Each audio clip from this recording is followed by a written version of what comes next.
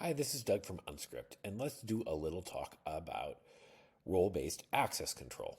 And in our enterprise version of unSkript, we have role-based access control. And what that means is you can have different users use the different runbooks, but they have different levels of access control, right? There are going to be some admins, there'll be people who can run runbooks, but maybe can't edit them, and there'll be some people who can only view the runbooks.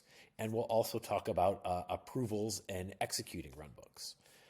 But to start off, let's just go through the real basics. The first thing we can do is you're going to have users in your unSkript environment. And the way you do that, you can add new users. You can invite a user, right? So you can take their email, you can put their name, and then you can apply them into groups. And we'll talk about groups in just a second. But this will send them an email, and then they'll be asked, hey, sign up. They put in a password, they confirm their password, and they have an account.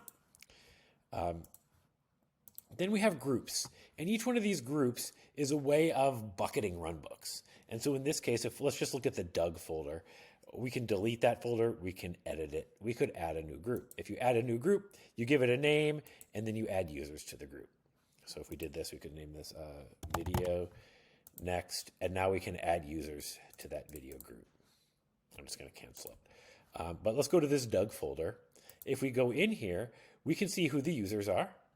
And these are my two of my personal email accounts.